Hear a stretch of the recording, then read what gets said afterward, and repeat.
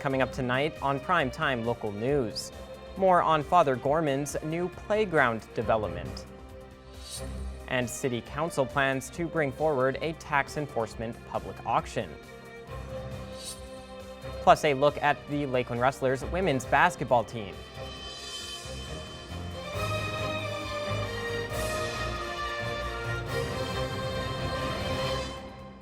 Primetime Local News, serving the Lakeland and Midwest regions. An update was given about the Father Gorman playground yesterday. Our Jackson Fontaine has more about the remodel of the park.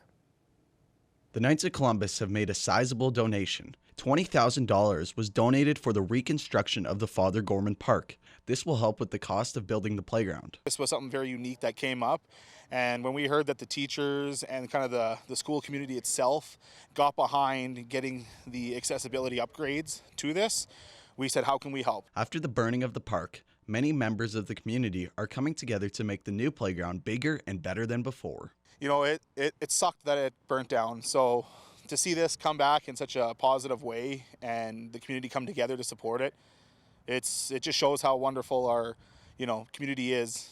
The playground will have a new assortment of equipment for kids to play on and enjoy. Got some bars so that we can focus on overhead strength. We've got some slides coming. We've got some raised areas so kids can run around up there and play tag. There's some ramps as well for wheelchair accessibility. And then there's some other areas as well where they're able to jump from place to place. This new playground will be beneficial not just for Father Gorman students, but also for kids in the surrounding area. Not just the kids here at the school, but to take your kids that are younger before they actually come to school. It's a big deal to be able to come somewhere like this. The playground is estimated to be done by the end of October. Jackson Fontaine, Primetime, Local News. A new community space in Lloydminster had its grand opening yesterday. Our Lane Hofford has more on the brand new playground. 3, 2, 1.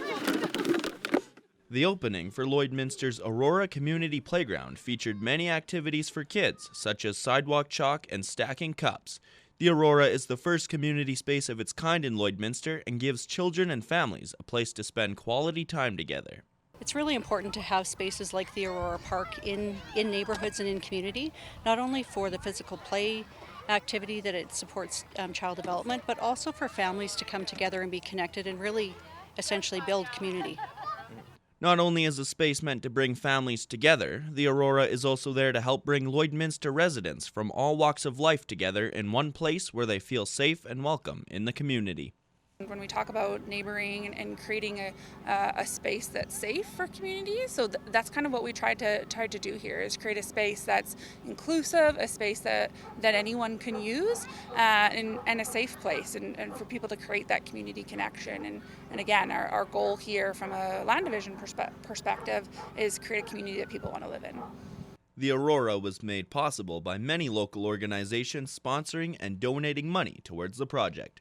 One of the biggest contributors to the project was the Lloydminster and District Co-op, who donated $50,000 and felt that it was important to give back to the community. It just feels good being part of community. Co-op is community, and we feel like the best way we can help support is in different kinds of parks and events like this to help community members and prosper and experience well-being. The opening of the Aurora Community Space was a success, and the playground is sure to be a staple for families in Lloydminster for years to come. Lane Hoffert, Primetime Local News.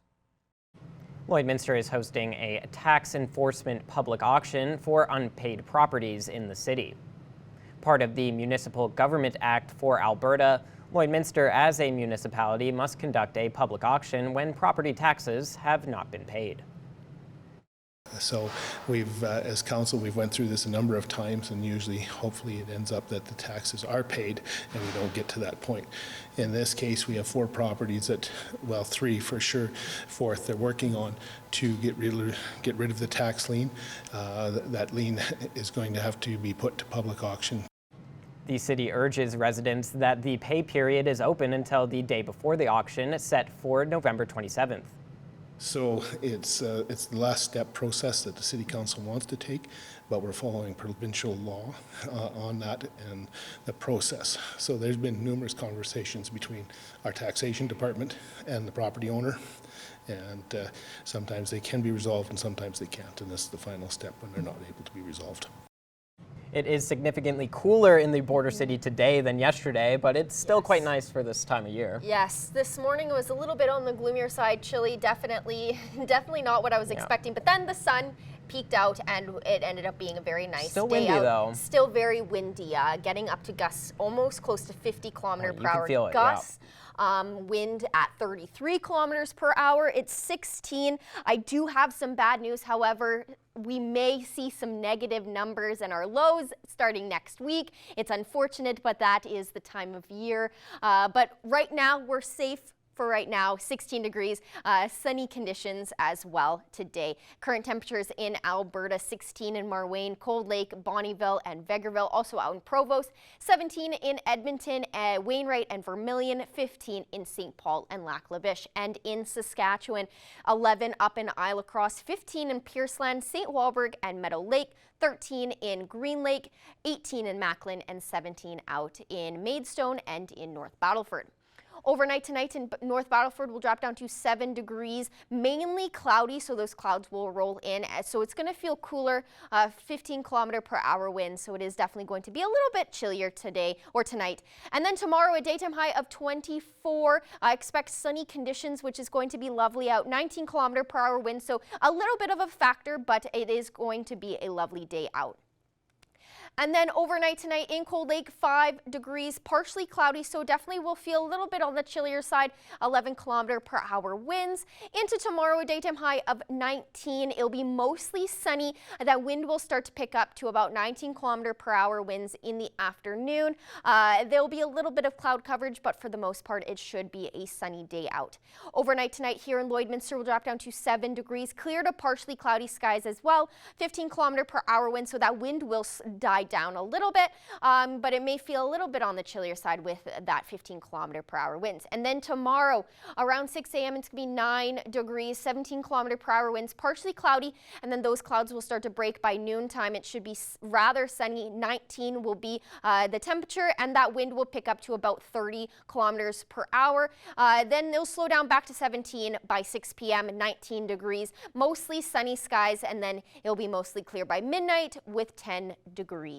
And then over the next 3 days, it'll warm up to about 22 tomorrow for your daytime high and a low of 5. On Saturday, it'll cool off a little bit to a high of 17 and a low of 4. It'll be partially sunny, so there will be a chance to see some beautiful sunshine out for Saturday. And then on Sunday, it definitely cools off to a high of just 14, low of 3, and cloudy conditions. That wind will also pick up as well. So Sunday won't be as nice, but we have Friday and Saturday to look forward to for some more nicer weather. That is a first look at your evening weather forecast. We'll have more news coming up after the break.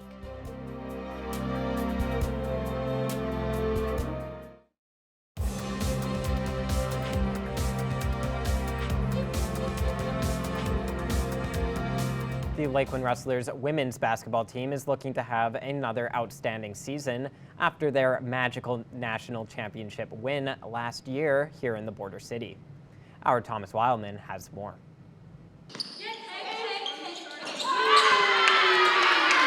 The Lakeland Rustlers have been hard at work since school started back up, getting ready for another exciting basketball season. Culture is amazing. Like, it's very team oriented. We do a lot of team bonding, team workouts. Like, I'm with them 90% of the time, which is good because it helps me be more comfortable on the court. And Chris is amazing. Like, the coaching staff is amazing. Having 2 women assistant coaches is a plus. Plus Chris is just helps everything kind of like level out, you know? It's a good balance, so I love it. The Rustlers have brought back most of the team from last year's championship win, and they are once again excited to aim for the top. I'm super excited, especially with the same group again. The most we can do is work on what we've already been building on and get better for the final. And like the feeling that we had at the end of the season was remarkable. So, you know, a lot of us are excited to do that again. Expectations are high for the Rustlers, and with those expectations, opposing teams will be giving their A game in every matchup. With us hosting last year, we knew we were going to be in nationals, so that was always in the back of our head. I think this year we have to earn it. And we went from like the everyone loves us underdog, and now we've won 3 of the last 4 ACAC championships. I think we're like the Dark Knights. No one really likes us right now, so everyone's kind of gunning for us. And they're about to figure this out as we play ACAC teams, how bad everyone wants to beat us. Which is great. We have to keep focusing on ourselves and not worry about everyone else. But I do think the level of the league's increased. The rosters have got better, so we're going to have more competition. And compared to last year, the Rustlers will start their season on October 25th when they visit the Augustana Vikings. Thomas Wildman, Primetime, local news. The Lloydminster and District United Way is hosting its annual Breakfast Day next Wednesday. Stacey Comer has more on how you can pre-order your breakfast sandwiches for a good cause. I have a special guest joining me today on Primetime Local News. The current Vice President of the Lloydminster and District United Way, Brenda Berst, is here. Brenda, thank you so much for speaking with me today. Well, thank you for having me. Well, we have an event that comes up in Lloydminster around this year every time that the United Way hosts, and that's the Breakfast Day. And let me tell you, the sandwiches are phenomenal. So if anybody hasn't been in on this before, they need to get in on this now. So first of all, tell me, Brenda, why is it that you guys host this breakfast? Well, we organize the annual Breakfast Day because it's a fantastic way to bring the community together for a great cause. The funds raised go directly to supporting a variety of charities in our area. So all the funds stay within the Lloydminster area that we raise. And it just helps to ensure that they have the resources they need to continue all the important work that we do. And it's also a fun and delicious way to give back because who doesn't like food? Well, and you do ask that people pre-order these sandwiches. So first of all, can you tell me what items are up that people can actually purchase? So we have the breakfast sandwiches. You can choose between the ham or the sausage. And we do have special orders because some people, they can't have the gluten, they don't want the meat, they don't want the cheese, whatever. So we are able to work with that. And how do people pre-order? You can visit our website. You can download an order form and send it in. You can get the order forms from any of the United Way members. We can email it to anyone who wants one. And I have some sitting here at BMO as well to pick up if someone would like some. And is it a case where it's always pre-ordered, or can people just show up on that day and buy some as well? Or is everything have to be pre-ordered? It needs to be pre-ordered. That way we ensure that we have enough sandwiches for everybody. Now, you also rely on volunteers, too, to help out with this. How important are the volunteers that come up and make the sandwiches and deliver them every year? Very important. This is it's a labor of love, and it takes a lot of people to put it all together, from cooking the eggs, cooking the meat, assembling the sandwiches, bagging the sandwiches, and then delivering them out to everybody. We've expanded this year, so we actually have 2 kitchens going. So we're going to have a little more room, a little more people, and hopefully we can reach our goal this year. And do you need more volunteers at this point, or are you pretty much good? We are always looking for volunteers.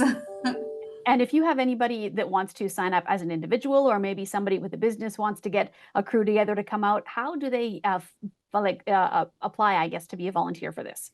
They can reach out to any of the board members of the United Way. They can reach us through any of our social media accounts. We've got the Facebook. They can send a message there. And we also have, our office in town has certain hours, but they can reach out to any of us. Do you set a financial goal every year as to how much you'd like to raise, or are you just happy with whatever you get? Well, we're happy with whatever we can get, but our goal this year is 20,000.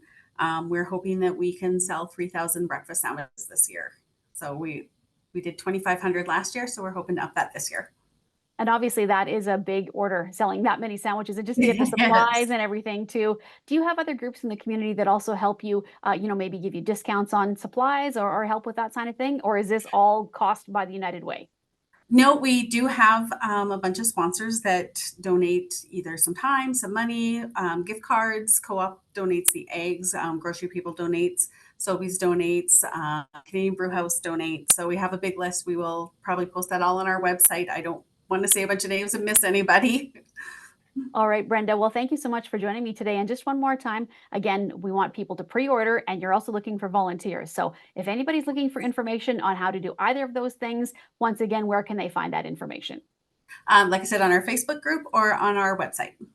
All right. Well, thanks, Brenda, and good luck this year. We are waiting for our delicious sandwiches as always. It's just, like I said, if anybody hasn't tried them, you better sign up because now is the time, and they are amazing. Perfect. Thanks so much, Stacey. Now let's take a look at your adorable animals in our pet picks of the day.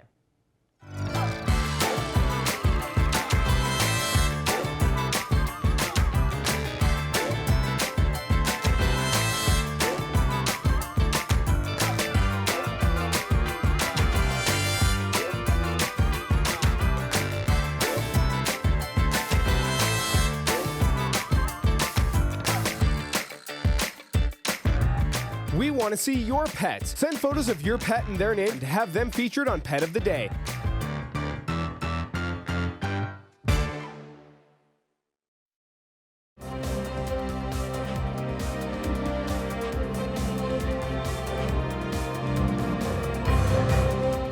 Pet's Purpose is holding a Podum-themed fundraiser and adoption event in October. Abby St. John has more. I'm very happy to be joined here today by Vice President of A Pet's Purpose, Tennille Zellweger. Thank you so much for joining me again. Yeah, thanks for having us again. We're really, really grateful for how much you guys work with us, so thank you. Of course. Now, we talked earlier in this week about the donations and fosters that you're in need of. Now, today, we're talking about a fun fundraiser that is coming up in October 19th, called the Podum Fundraiser. Tell me a little bit about what the Podum Fundraiser is and what attendees can expect. Yeah, so it's just a fun way to bring in the new fall season and obviously integrating in your pets. So the Podum fundraiser is going to be at Groomer Has It from 11 to 4 on October 19th. There's the opportunity where you can have photos with Frankenstein, which is donation based. We're going to have a bake sale and there's going to be food there. And then there's also an adoption event. So if you're thinking about adopting a dog or you want to just come check out what's going on, please come and join us for the Podum fundraiser. That sounds amazing. Now, with this fundraiser, you guys are a nonprofit organization. How important are these fundraisers and even the adoption event being tied into it as well? How important is it for you guys to have that support? So they're very important because again, we're 100% donation and volunteer based. So we don't have a building, we base all off of fosters. So the more animals that we can find forever homes and get adopted, the more animals we're actually able to bring into our care and help live their purpose. So adoption events are really important for us. And then again, because we're 100% donation based, having any kind of fundraiser it's amazing because that's how we're able to help more animals. So again, thank you everybody that's being a part of the Podum fundraiser. We're really grateful for that. And then everybody that wants to come out and even support it. So even if you're out looking for something to do on October 19th, come share in our mission because again, together we're able to make a bigger difference when we work together. So we're just grateful for any support that you guys can give us. Yes, it's amazing. Now, for the adoption, how does the adoption process work for you guys? So, if someone is interested in adopting someone on October 19th, how does your process work for that process?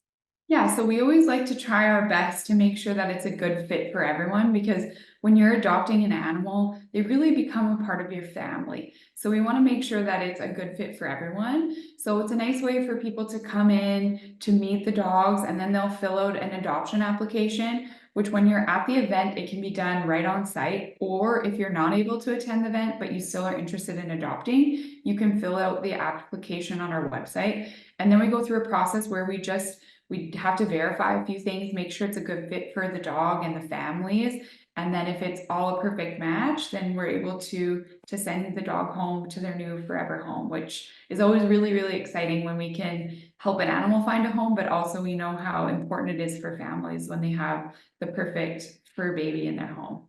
Absolutely. It's always a special process going through the application of finding your forever pet and them finding their forever home. It's so sweet to witness as well and to have an adoption event like this at a much larger fundraiser as well. Kind of you get to witness it even more so, which is amazing. Now, if anybody is interested in volunteering or are you guys looking for any help with this event? If so, how can people volunteer or help you guys out?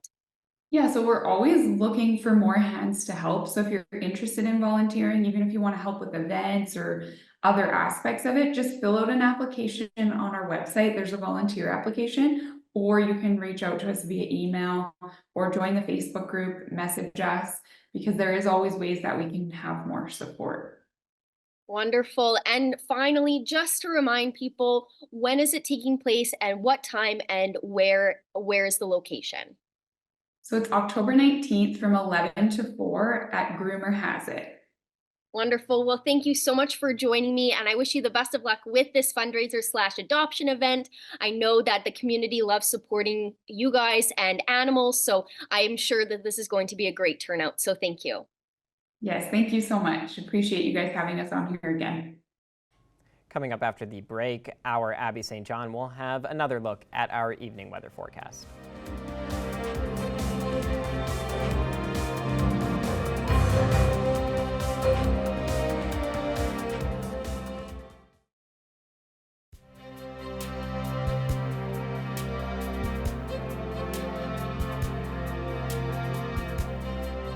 Welcome back. Taking a final look at your evening weather forecast. It's currently 16 here in Lloydminster as well as in Cold Lake, 15 out in Athabasca, Edson, and Red Deer, 17 in Edmonton, 13 in Whitecourt and Jasper, and 14 in Rocky Mountain House and in Saskatchewan. Similar temperatures, 15 out in Meadow Lake and Prince Albert, 16 in Melfort and in Saskatoon, and 17 out in North Battleford.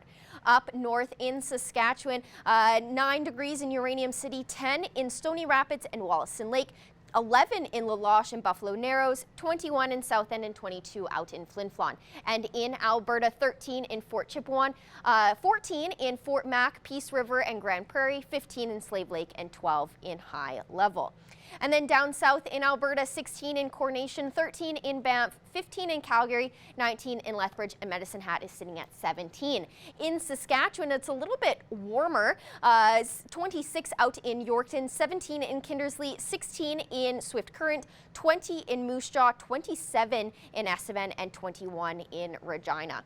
Overnight tonight in North Battleford, temperatures will drop down to 7 degrees. It will be mainly cloudy and cooler, 15 km/h wind, so it may feel on the chillier side. And then in Cold Lake overnight, partially cloudy, 5 degrees, so that 5 will cool things off, 11 km/h winds. And then overnight tonight across the region, similar temperatures as well, 5 degrees in Meadow Lake, 6 in Bonnyville and in Paradise Hill, 8 in Provost and Isla Cross, and mostly cloudy skies in most of the areas. Wind will start to pick up in Provost to about 20 km/h. More overnight temperatures, 6 degrees in Murnum and in Unity, 5 in Pierceland, 7 in Wainwright, and 8 out in Calgary. And again, mostly to partially cloudy skies and a little bit heavier wind in Unity at about 17 km/h. Overnight tonight here in Lloydminster will drop down to 7 degrees, clear to partially cloudy skies, 15 km/h wind, so that wind will start to die down as the evening goes on, but it will still be quite strong, 15 km/h wind, so it's going to feel a little bit chillier. Over the next 7 days here in the border city, it will remain a little bit warmer tomorrow with a high of 22 and a low of 5 with mostly sunny skies. On Saturday, it should still be nice with a high of 17, low of 4, and then things cool off starting Sunday with a high of 14, low of 3 with cloudy conditions. On Monday, a high of 12 and a low of 0 for then, and then things start to cool off even more with a low of 2 on Tuesday, high of 12, and then on Wednesday we get into those single-digit highs, high of 9, low of -1, and that will be the low also out on Thursday with a high of 8, mostly sunny skies. So it is going to be sunny next week besides that Sunday, but it's going to be significantly cooler. Those temperatures, those highs are going to be lower, and those lows, we might even get into freezing conditions, unfortunately. So it's happening. It's starting. We couldn't avoid it forever. We knew that it could come earlier, and we're getting into October. So I think we're going to see that weather start to change here very, very quickly. Yeah, it's inevitable for this time of year, and all I can say is I'm thankful for the September weather that we got because it was so nice. Yes. So that's all I can say about that. I agree. And that's all the time we have today for Primetime Local News. Thanks so much for watching, and have a great night.